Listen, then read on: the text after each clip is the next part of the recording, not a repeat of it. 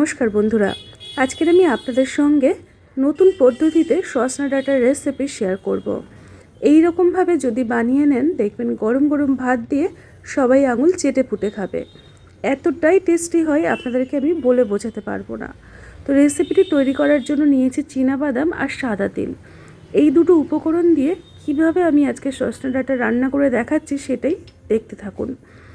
প্রথমে দেখুন আমি এখানে প্রয়োজন মতো সজনার ডাঁটা খুব ভালো করে গায়ের ছালগুলোকে ছাড়িয়ে এইরকম মোটামুটি 1 থেকে 1.5 ইঞ্চি লম্বা এইরকম রেখে কেটে নিয়েছি। প্রত্যেকটা ডাঁটা আমি কেটে ধুয়ে পরিষ্কার করে নিয়েছি। এবারে নিয়ে নিতে হবে একটা কড়াই। সবার প্রথমে যে কাজটা আমাদেরকে করতে হবে, সম্পূর্ণ ডাঁটাগুলোকে কড়াইয়ের মধ্যে আমি দিয়ে দিলাম। এবারে এর মধ্যে আমি কিছু উপকরণ অ্যাড করব। সবার প্রথমে দিয়ে দেব হাফ চামচ পরিমাণে লবণ, তারপরে দিয়ে দেব হাফ চামচ পরিমাণে হলুদের গুঁড়ো, ঠিক তারপরেই দিয়ে দিতে হবে হাফ চামচ পরিমাণের থেকেও একটু কম লাল লঙ্কার গুঁড়ো, আর আমি দিয়ে দেব অল্প একটু জল। দিয়ে এই ডাঁটাগুলোকে খুব ভালো করে নরম করে নিতে হবে। খুব একটা কিন্তু গলিয়ে ফেললে চলবে না, গোটা থাকবে কিন্তু ভিতর থেকে নরম হবে। যতক্ষণে এটা ভালোভাবে সিদ্ধ হচ্ছে, এদিকে দেখুন একটা মিক্সিং জার আমি নিয়েছি, তার মধ্যে দিয়ে দেব চীনাবাদাম আর সাদা তিল, দুটোই কিন্তু সম পরিমাণে নিয়ে নিতে হবে। এবারে এর মধ্যে আমি দিয়ে দেব 2 চামচ পরিমাণে সাদা সর্ষে, দিয়ে প্রথমে জল ছাড়া গুঁড়ো করে নেব। আপনাদের কাছে যদি কালো সর্ষে থাকে সেটা দিয়েও করতে পারবেন।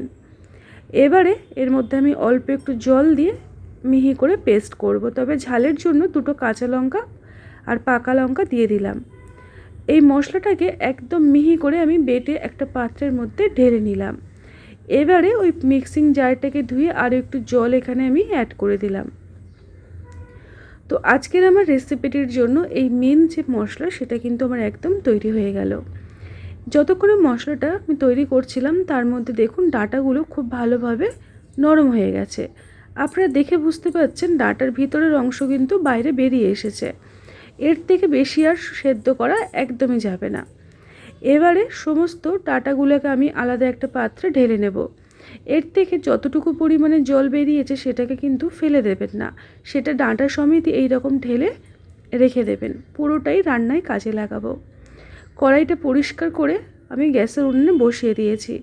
দিয়ে দিলাম প্রয়োজন মতো সরষের তেল, তারপরে দিয়ে দিতে হবে হাফ চামচ পরিমাণে কালো জিরে, তার মধ্যেই আমি দিয়ে দেব 2 চামচ পরিমাণে আদা, রসুন আর কাঁচা লঙ্কা একসঙ্গে বেটেছিলাম, সেটাকে আমি 2 চামচ পরিমাণে দিয়ে দিলাম। এবারে কালো জিরের সাথে যখন এই মশলাটা ভাজা করবেন দেখবেন খুব সুন্দর একটা গন্ধ বেরোবে। রান্নাটা কিন্তু দুর্দান্ত হয়। আপনারা গরম গরম ভাত দিয়ে খেয়ে দেখবেন, তারপরে আমাকে জানাবেন যে কেমন হয়েছিল। এবারে মশলাটাকে কষাবো, তার জন্য আমি দিয়ে দিলাম অল্প একটু জল, না হলে নিচে লেগে যেতে পারে। মশলাটাকে মোটামুটি কিছুক্ষণ কয়েক সেকেন্ড তেলের মধ্যে আমি নাড়িয়ে চাড়িয়ে নেব। ঠিক তারপরেই আমি এখানে অ্যাড করব আগের থেকে বেটে রাখা টমেটো। আমি এখানে ছোট্ট সাইজের 2টো টমেটোকে একদম মিক্সারে ঘুরিয়ে নিয়েছিলাম। আপনাদের কাছে যদি গ্রেটার থাকে সেটা দিয়ে গ্রেট করে নিতে পারেন। যদি সেটাও না হয় তাহলে টমেটোগুলোকে মিহি করে কুচিয়ে নেবেন, নিয়ে তেলের মধ্যে দিয়ে ভেজে নেবেন, দেখবেন নরম হয়ে যাবে। অল্প একটু লবণ দিয়ে ভাজবেন, তাতে করে দেখবেন টমেটোটা খুব সুন্দরভাবে গলে যাবে আর গ্রেভিটা খুব সুন্দর আসবে। এবারে এখানে দিয়ে দিতে হবে আগের থেকে বেটে রাখা মশলা।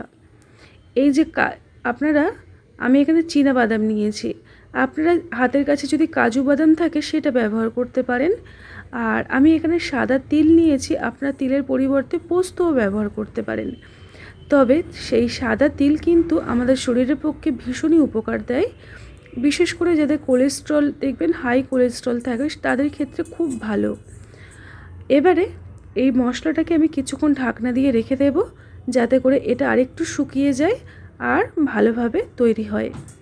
আমি এখানে মোটামুটি 2 থেকে 3 মিনিট কম আঁচে ঢাকনা দিয়ে রেখেছিলাম, একদম কম আঁচে। যদি জোরে আঁচে রাখেন তাহলে দেখবেন তলাইতে লেগে যাবে আর ভালো লাগবে না খেতে।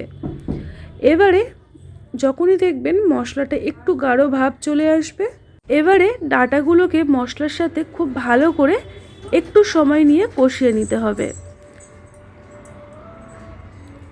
মোটামুটি 1 মিনিটের মতো একটু ভালো করে আমি নাড়িয়ে চাড়িয়ে নেব।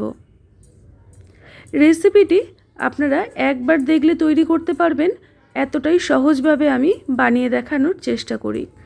খাই খাই অনুর রান্নাঘরের প্রত্যেকটি রেসিপি হয় একদম ঘরোয়া, আপনারা একবার দেখলে তৈরি করতে পারবেন, এইভাবেই আমি আপনাদের সাথে শেয়ার করি। রেসিপিটি দেখার পরে যদি ভালো লাগে তাহলে এইভাবে ট্রাই করে দেখবেন, আর লাইক আর আপনাদের মতামত জানাতে কিন্তু একদম ভুলবেন না। মোটামুটি 1 মিনিটের মতো কম আঁচে ঢাকনা দিয়ে রেখেছিলাম, তারপরে ঢাকনাটাকে খুলে আপনাদেরকে আমি দেখাচ্ছি। দেখুন, আজকের আমার দুর্দান্ত স্বাদের এই সসরা ডাঁটার রেসিপি একদম তৈরি হয়ে গেল বন্ধুরা। রেসিপিটি খুবই সিম্পল, আপনারা একবার দেখলে তৈরি করতে পারবেন এই রকমই। সবার শেষে আমি দিয়ে দেব মোটামুটি 2 চামচের মতো সর্ষের তেল। এই কাঁচা তেলের ফ্লেভার সব কিছু মিলিয়ে তার সঙ্গে সর্ষে, সাদা তিল বাটা দুর্দান্ত হয়। রেসিপিটি হবে একটু টক টক, একটু মিষ্টি মিষ্টি, একটু ঝাল ঝাল। ডাঁটা আমাদের শরীরের পক্ষে ভীষণ উপকার দেয়, তাই এই রকমভাবে বানিয়ে সবাইকে খাওয়াবেন, দেখবেন তারা আঙুল চেটে পুটে খাবে। রেসিপিটি আমার তৈরি হয়ে গেছে, যেহেতু কাঁচা তেল দিয়েছি আর আমি এটাকে ফোটাবো না। এবারে একটা পাত্রের মধ্যে গরম গরম আমি সার্ভ করে নিয়েছি আর আপনাদেরকে দেখিয়ে দিচ্ছি। দেখুন কতটা লোভনীয় হয়েছে, একদম গা মাখা তৈরি হবে। এটা আপনারা শুধুই খেতে পারবেন অথবা ভাত দিয়েও খেতে পারবেন। যদি ভালো লাগে এইভাবে ট্রাই করবেন আর আমাকে জানাতে একদম ভুলবেন না রেসিপিটি আপনাদের কেমন লেগেছে। যদি নতুন হয়ে থাকেন তাহলে চ্যানেলটা ভিজিট করতে পারেন, আর ভিজিট করে যদি মনে হয় এই রকমই রেসিপি আরও চাইছেন তাহলে খাই খাই অনুর রান্নাঘর চ্যানেলটিকে সাবস্ক্রাইব করে নোটিফিকেশনে অল বাটনটি প্রেস করে দেবেন। নতুন পুরনো যা কিছু ভিডিও আছে আপনাদের কাছে অটোমেটিক চলে যাবে। আজকের মতো এই পর্যন্ত, সবাই ভালো থাকবেন।